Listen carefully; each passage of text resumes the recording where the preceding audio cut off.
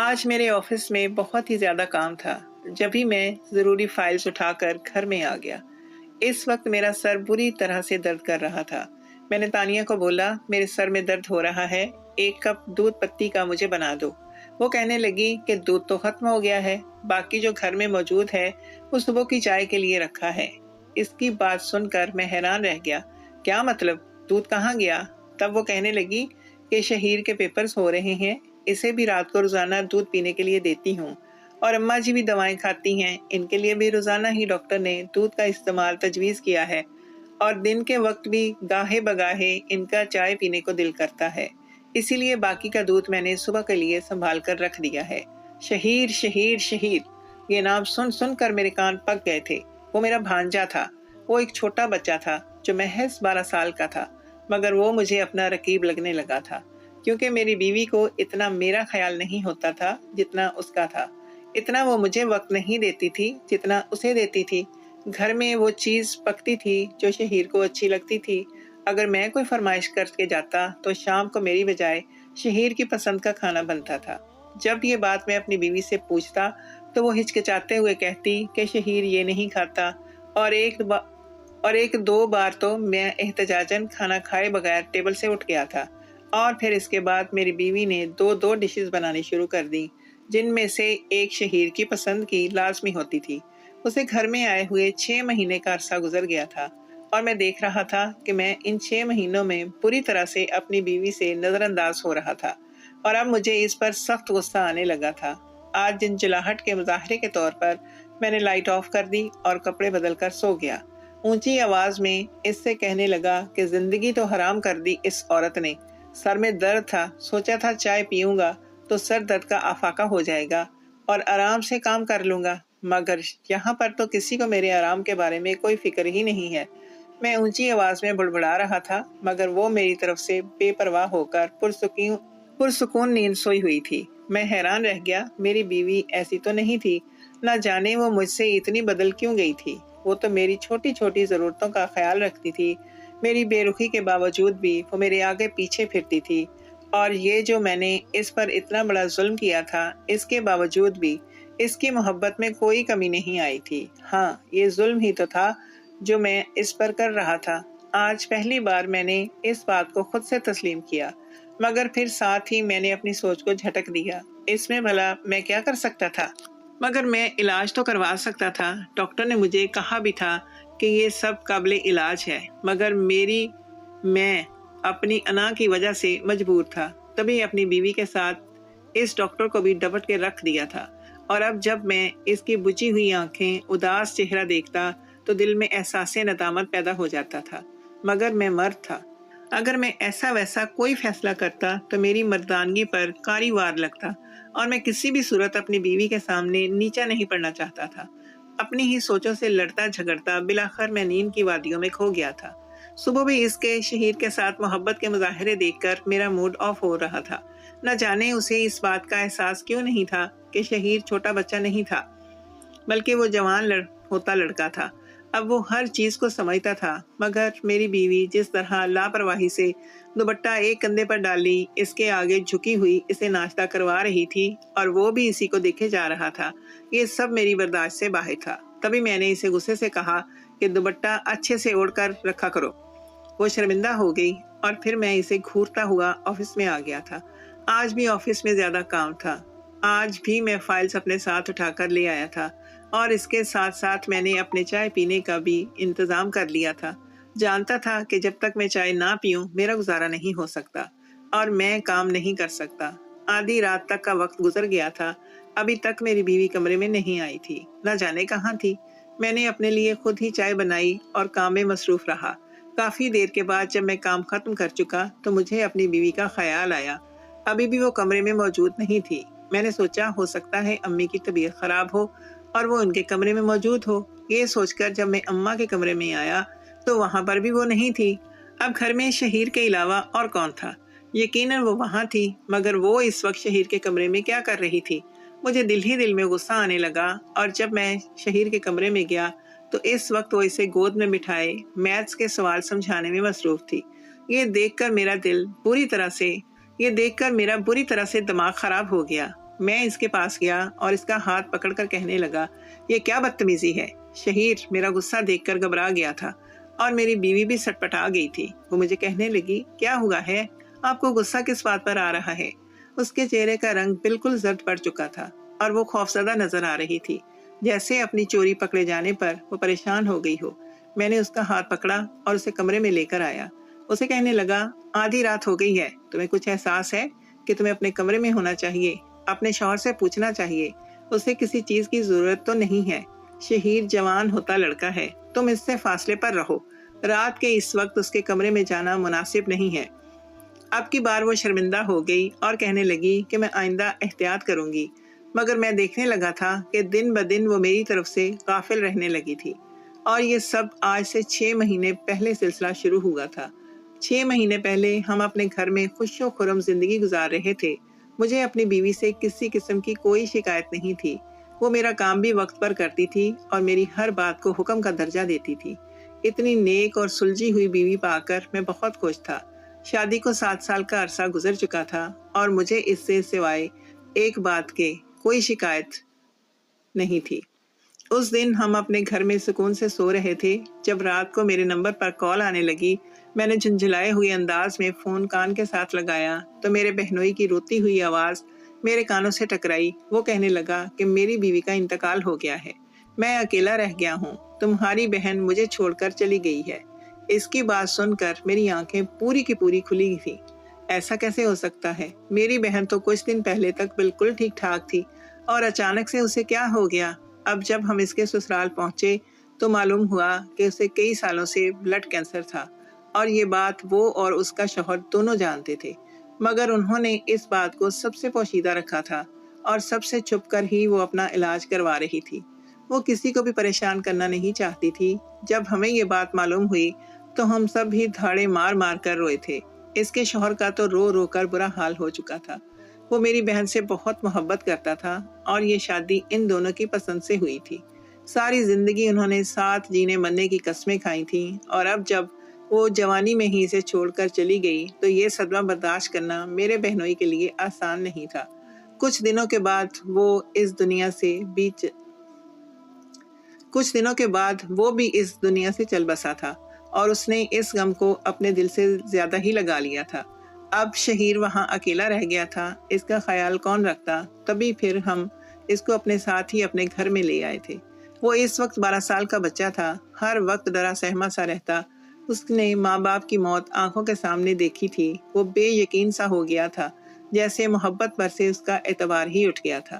اسے میری بیوی ہی سنبھالتی تھی اور وہ اس سے بہت ہی زیادہ اٹیچ ہو گیا تھا۔ آہستہ آہستہ شہیر اپنے ماں باپ کو بھولتا گیا۔ وہ اب ہمیں ہی سب کچھ سمجھنے لگا تھا، اور سب سے زیادہ اس کی میری بیوی سے بنتی تھی۔ ہر وقت وہ اس کے آگے پیچھے پھرتا رہتا۔ پہلے پہل مجھے اس بات پر اعتراض نہیں تھا، مگر میرے ذہنی رو اس دن بدلی تھی۔ میں اس دن غلط سوچنے پر مجبور ہوا تھا جب پچھلے کچھ دنوں سے میں اپنے دوست کو پریشان دیکھ رہا تھا۔ میرا وہ دوست بہت ہنسمکھ تھا، ہر وقت وہ ہنستے مسکراتے نظر آتا تھا، اور اسے دیکھ کے ہم سب کہتے تھے کہ دنیا میں یہ واحد ایسا شخص ہے جسے کوئی غم لاحق نہیں ہے، اور وہ بھی ہماری اس بات کو سن کر عجیب سے انداز میں ہنس پڑتا تھا، اور اب تو وہ جیسے ہنسنا بولنا بھول چکا تھا۔ ایک دن اسے میں نے آڑے ہاتھوں لیا اور اسے کہنے لگا، مجھے بتاؤ تمہیں کیا ہوا ہے؟ تم اتنے الجھے کیوں نظر آنے لگے ہو؟ اور میرا اتنا ہی کہنا تھا کہ وہ رونے لگا۔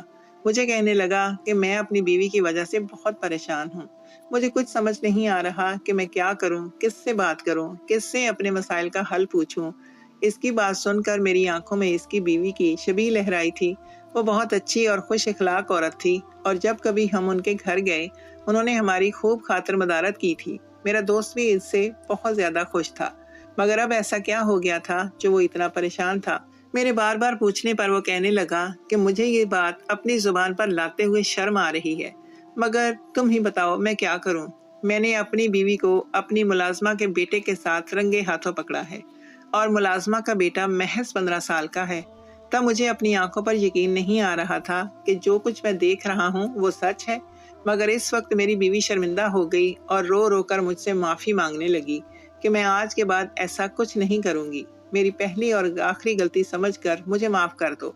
میں نے اس بات پر گہرا صدمہ لیا تھا۔ کتنے دن تک میں اس سے ناراض رہا، کسی چیز کا ہوش نہیں تھا، اسے گھر سے نکال بھی نہیں سکتا تھا، مگر پھر بچوں کی وجہ سے میں نے اسے معاف کر دیا۔ میں نے اس ملازمہ کو بھی گھر سے نکال دیا اور جتنے بھی نوجوان ملازم تھے ان کی جگہ میں نے تبدیل کر دی اور نئے ملازم گھر میں رکھ لیے تھے۔ اب مجھے اطمینان تھا کہ میری بیوی کسی کے ساتھ تعلق نہیں بنا سکے گی، مگر میری یہ خام خیالی تھی۔ کچھ دن پہلے ہی میں نے اپنے ہمسائی کے بیٹے کے ساتھ اسے دیکھا، وہ بھی محض 15 سال کا تھا، اور مجھے یہ بات سمجھ میں آئی کہ جوں میری بیوی کی عمر بڑھتی جا رہی ہے، اسے شاید چھوٹے بچوں میں دلچسپی محسوس ہونے لگی ہے، تبھی وہ مجھے دھوکہ دے رہی ہے۔ میں نے جب اس سے پوچھا کہ کیا کمی ہے میری محبت میں جو تم نے بچوں کے ساتھ تعلقات استوار کرنا شروع کر دیے، تب وہ بولی، مجھے آپ سے زیادہ کم عمر بچوں کے ساتھ لذت حاصل کر کے مزہ آتا ہے۔ یہ کہہ کر وہ پھوٹ پھوٹ کر رو پڑا اور میں بے یقینی سے اسے دیکھنے لگا۔ ایسے کتنے ہی واقعات میں نے سن رکھے تھے جس میں بعض شادی شدہ عورتیں چھوٹے بچوں کے ساتھ تعلقات بنا لیا کرتی تھیں، مگر ان عورتوں کی تعداد کم تھی۔ زیادہ تر عورتیں اپنے شوہر سے وفاداری کرتی ہیں اور اسے دھوکہ دینے کے بارے میں سوچ بھی نہیں سکتی۔ یہ سب سوچتے ہوئے میرے ذہن میں اپنی بیوی کا چہرہ گھوم گیا اور اس کے ساتھ ہی شہیر کا چہرہ بھی آنکھوں کے سامنے گھومنے لگا۔ یہ دیکھ کر میرا غصے سے چہرہ سرخ پڑ گیا۔ مجھے ایسے لگنے لگا جیسے میرا دماغ پھٹ جائے گا، جیسے میں پاگل ہو جاؤں گا۔ میں نے اپنے دوست کو تسلی دی اور اسے کہا کہ ایک بار بھابھی سے بات کرو، اگر وہ تمہاری بات کو سمجھتی ہیں تو انہیں ایک اور موقع دو، نہیں تو تم کوئی بھی فیصلہ کرنے میں آزاد ہو۔ ساری زندگی یوں ہی عذاب میں خود پر جبر کرتے ہوئے تو نہیں گزاری جا سکتی۔ مگر اب میں خود سخت پریشان تھا کہ اگر میری بیوی بھی ایسے ہی ہوئی اور وہ بھی شہیر پر غلط نظر رکھنے لگی تو میں کیا کروں گا؟ میں تو اپنی بیوی سے بہت محبت کرتا تھا اور اس کی بے وفائی کے بارے میں سوچ کر ہی میرے رونگٹے کھڑے ہونے لگے تھے۔ مجھے معلوم نہیں تھا کہ میرے ناک کے نیچے میرے گھر میں کیسا کھیل کھیلا جا رہا تھا۔ میرا دل اچانک ہی ہر چیز سے اچاٹ ہو گیا تھا۔ میں اپنی دوست کی جگہ خود کو رکھ کر دیکھنے لگا تھا۔ اب تو میں سوتے میں بھی برے خواب دیکھ کر اٹھ جاتا۔ اکثر خواب میں مجھے اپنی بیوی شہیر کے ساتھ دکھائی دیتی تھی۔ میری راتوں کی نیندیں حرام ہو گئی تھیں۔ میں نے امی سے کہا کہ شہیر کو ہم کیڈٹ کالج ڈال دیتے ہیں، وہاں اس کا مستقبل سنور جائے گا، مگر میری ماں رونے لگی۔ بیوی نے الگ اپنی آنکھیں سجا لی، کوئی شہیر کو خود سے دور نہیں کرنا چاہتا تھا۔ اماں کہتی، بیٹی کی آخری نشانی ہے، اسے دیکھ دیکھ کر تو میں جیتی ہوں۔ اللہ تم لوگوں کی گود جلدی بھر دے۔ شہیر بھی گیا تو گھر کاٹ کھانے کو دوڑے گا۔ مجبور ہو کر میں نے چپ اختیار کر لی، مگر اب میں اپنی بیوی اور شہیر پر نظر رکھنے لگا تھا۔ آج کل کے بچے موبائل دیکھ کر وقت سے پہلے جوان ہو جاتے تھے، اور آج کل کی عورتیں اپنی خواہشیں بچوں سے پورا کرتی ہیں تاکہ وہ کسی کے آگے زبان نہ کھولیں اور ان سے دب کر رہے۔ جب میں گھر آیا تو میں ہر ایک چیز کو تنقیدی نظر سے دیکھ رہا تھا۔ میری بیوی نے شہیر کو بالکل اپنے ساتھ چپکایا ہوا بٹھایا ہوا تھا اور اس کے کندھے پر بازو رکھ کر سرگوشیوں میں نہ جانے اس کے ساتھ کیا باتیں کر رہی تھی۔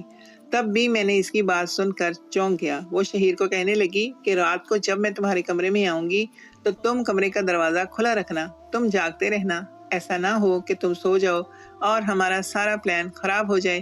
اس کی بات سن کر میرا منہ کھلے کا کھلا رہ گیا تھا، مگر تبھی میں نے اپنے چہرے کے زاویے بمشکل درست کیے اور یوں ظاہر کرنے لگا جیسے میں نے ان کی کوئی بات نہ سنی ہو۔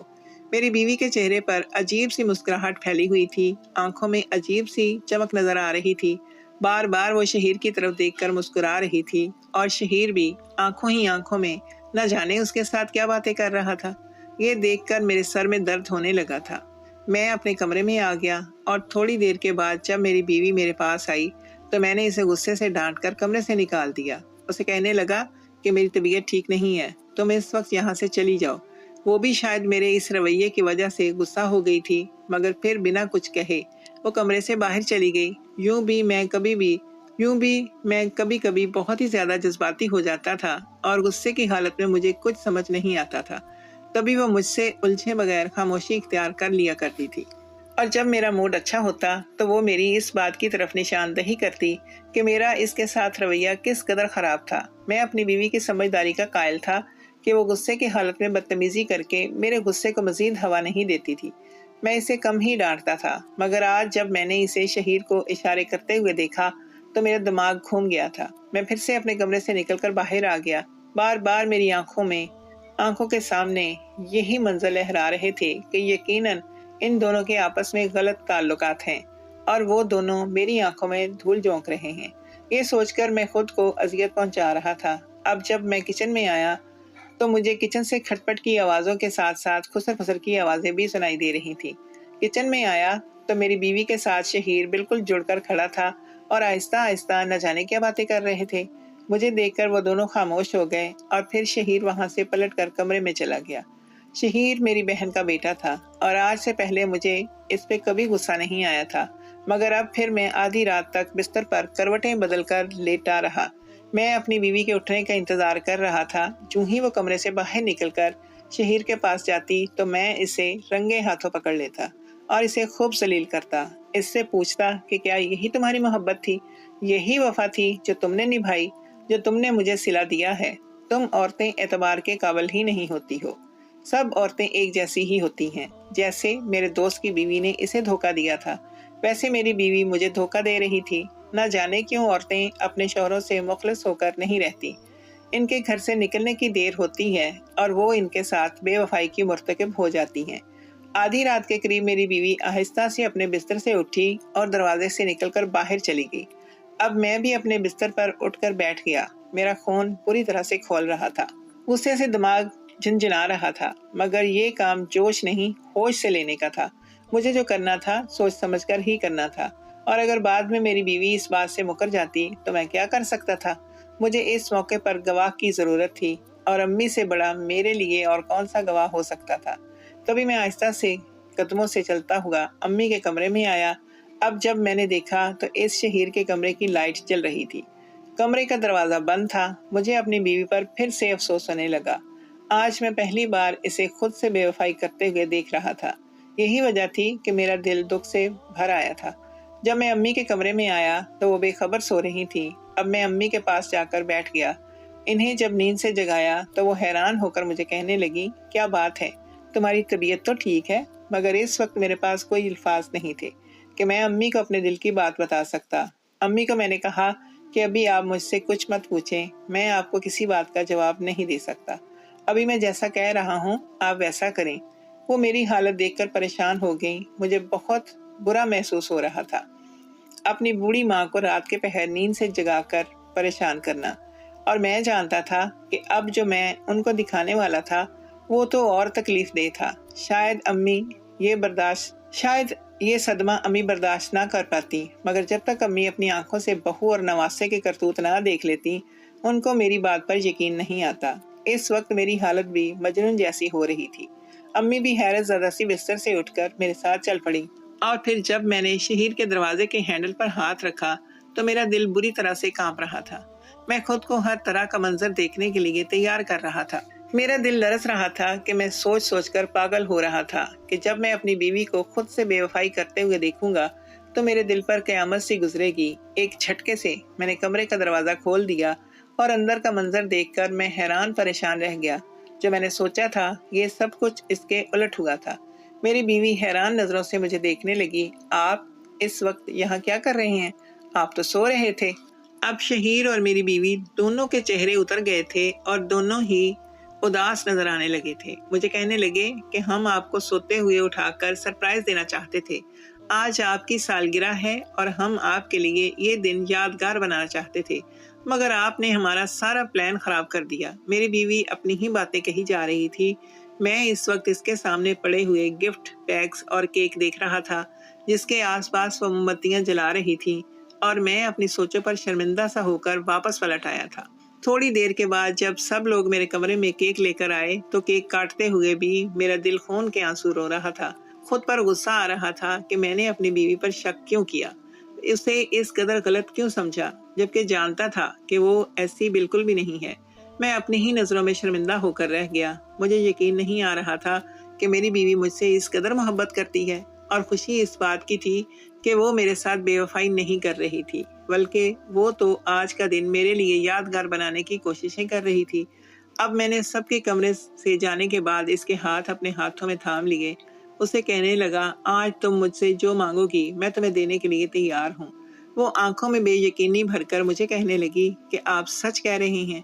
میں نے مسکرا کر ہاں میں سر ہلایا تو وہ کہنے لگی کہ آپ اپنا علاج کروا لیں، مجھے بچے بہت اچھے لگتے ہیں، میں چاہتی ہوں کہ میں بھی ماں بن جاؤں، یہی وجہ ہے کہ میں شہیر سے بہت ہی زیادہ پیار کرتی ہوں اور اسے دیکھ کر مجھے اپنے بچوں کی کمی کا احساس قدرے کم ہو جاتا ہے۔ اس کا خیال رکھ کے مجھے یوں محسوس ہوتا ہے جیسے میں اپنے ہی بچوں کا خیال رکھ رہی ہوں۔ میں نے سنا ہے یتیم بچوں سے شفقت سے پیش آؤ تو اللہ تعالیٰ خوش ہوتا ہے۔